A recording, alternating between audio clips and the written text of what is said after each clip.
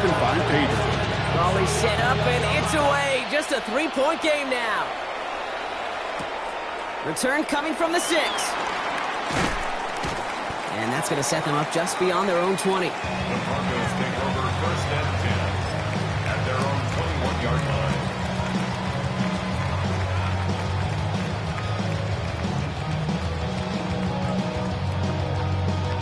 Broncos to the line now. It's 1st and 10.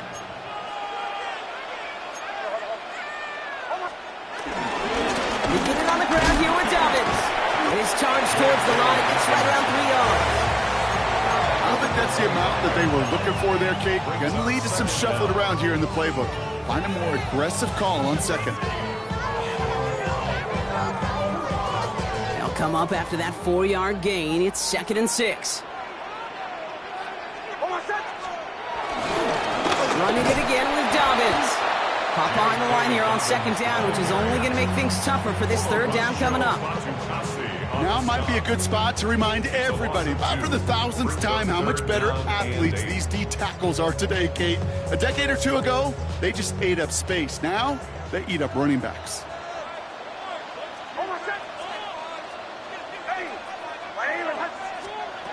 On 3rd down, here's Nix.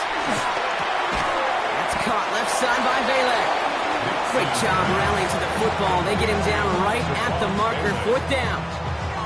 You can earn your money in the NFL in all sorts of different ways, but defensively, in a league where you're just not hitting as much in training camp, you're not tackling as much as they got to in the old days, when you can make a play in the open field, keep them short like that, I promise you some money will follow.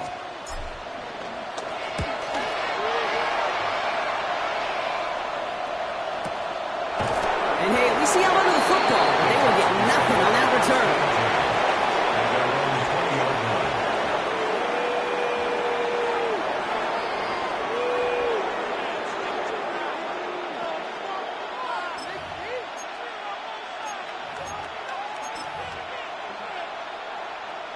All right, working from the gun to start. 1st and 10.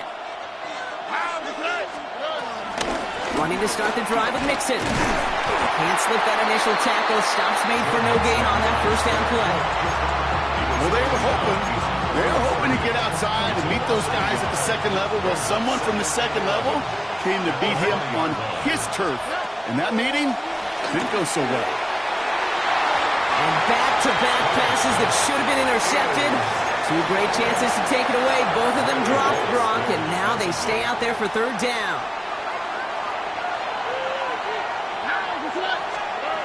Here's Stroud now. Trying to set up the screen for Mixon. A lot of grass ahead. It's a 26-yard pickup there. And the Texans are going to have a 1st down. Got to be a pretty good actor. Got to be pretty good at it, selling to that defense. That's a drop-back pass. When you get a big play on the screen like that, boy, it's choreography by it. And down he goes. The Broncos got there. And the big play drives them backwards. 2nd down coming up.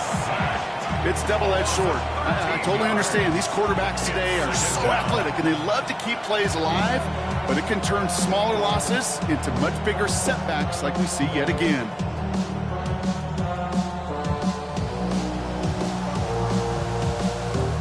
They really need some chunk yardage here on 2nd down. Here we go. 18, okay. Trying again, following the sack. Ooh, would have been a big gainer if they connected, but they could not. Instead, 3rd down coming up. I hate to be Mr. Negative guy, but a sack 2 plays ago, an incompletion right there. All that's missing, Kate, is an interception on this play, and you're going to hand this quarterback a misfortune trifecta that nobody wants. Stroud off the play fake. Flushed out of the pocket. Trying to get away from the pressure, but he can't, and they drop it. And the defense comes through. That's going to back them up and bring up 4th down. That is some serious defensive urgency that really does, Kate, match the situation we're in. This is a one-score game. Even though they have gotten after this quarterback all game long, they know they can't let up now.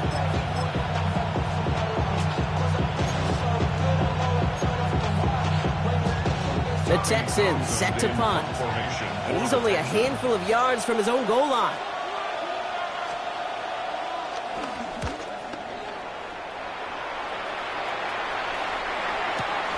He takes it inside the opposing 40. And no offense needed as they take the return all the way back for the touchdown.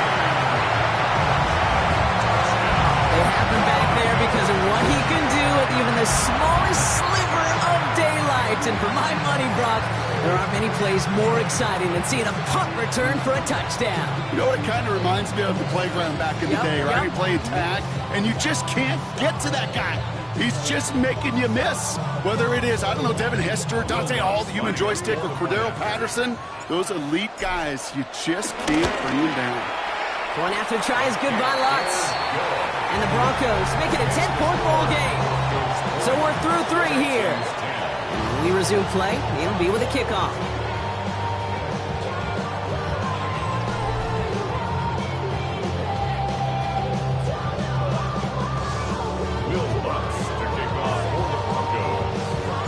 So after giving up the punt return score, Brock, let's see if they can answer on a different type of return. Here's Smith on the return. And that's going to set them up just beyond their own 20.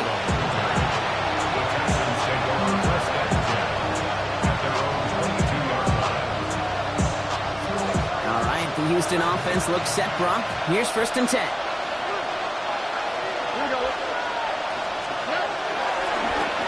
Here's Mixon. And that's only 1 yard up the middle. Going to be 2nd down.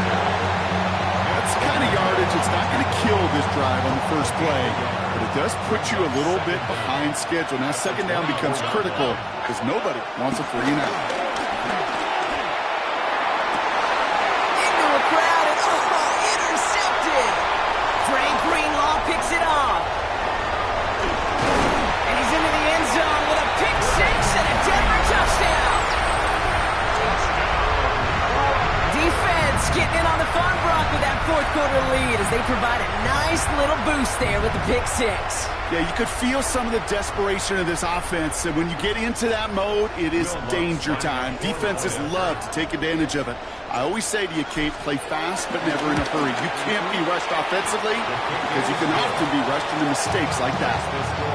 That one splits the uprights, and the Broncos take a 3-possession lead.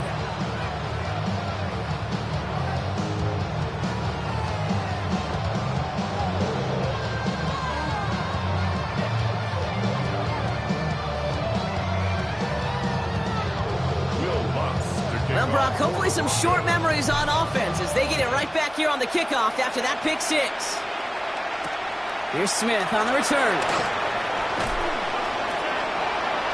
And they get to him before he can amount to much, just beyond that 15-yard line.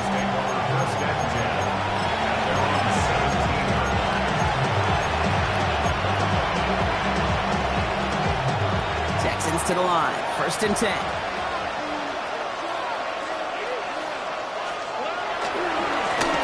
To start the drive. And he'll be stopped after just about a yard. 2nd and 9 coming up. This offense is now left with some ground to make up a little bit here on 2nd down. After that drive starts with a very minimal gain.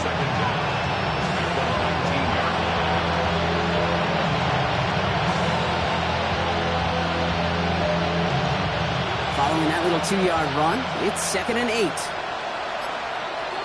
On the quick, right? Staying between the tackles with Mixon. Finds a small seam, that's good for 5. Make it 3rd down. A humble 5-6-yard gain on the ground. Not a huge gain, not a game-changing play by any means, but one that keeps you on schedule and takes some of the starch out of that front 7. Here we go. Throwing is Stroud. Defender arrives right as the ball does, and the hit knocks it free. Incomplete.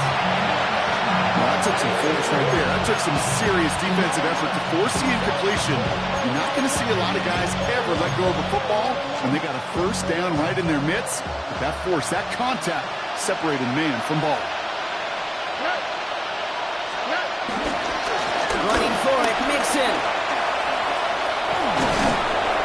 And he's tackled with the 1st down yardage. You look at the tendencies and the stats cake forth in that distance, typically you see pass.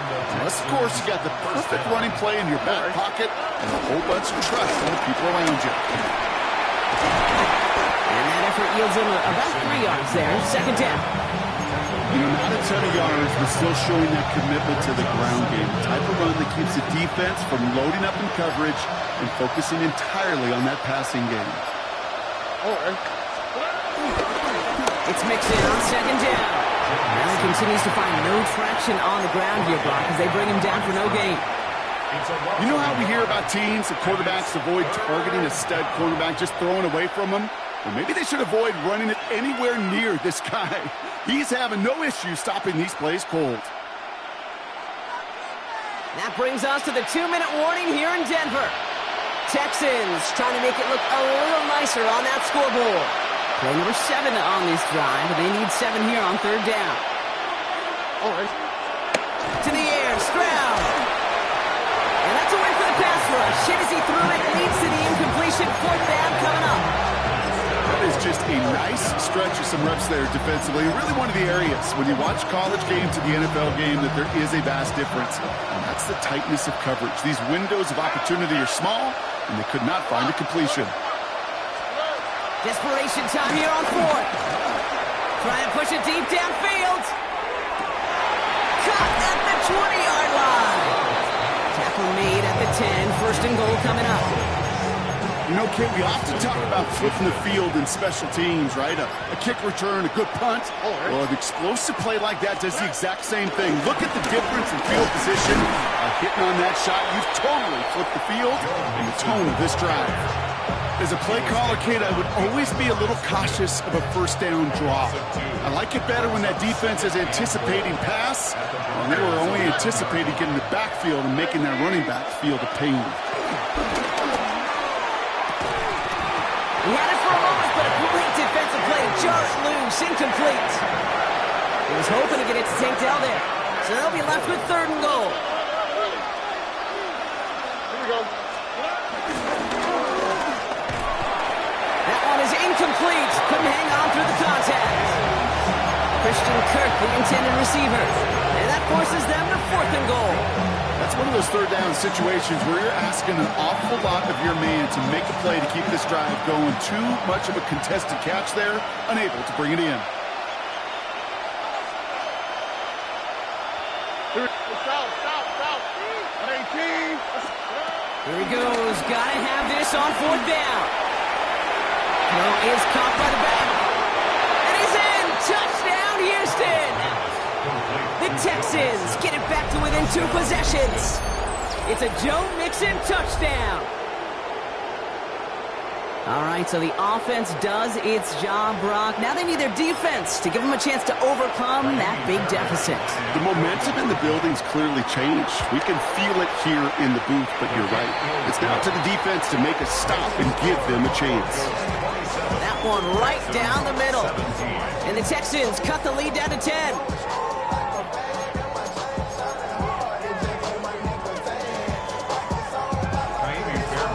That lead trimmed just a bit, down to 10 points now as the kick is up and away. Fielded at the 7. And that's going to set them up just beyond their own 20. Broncos take over first and 10 at their own 22-yard line.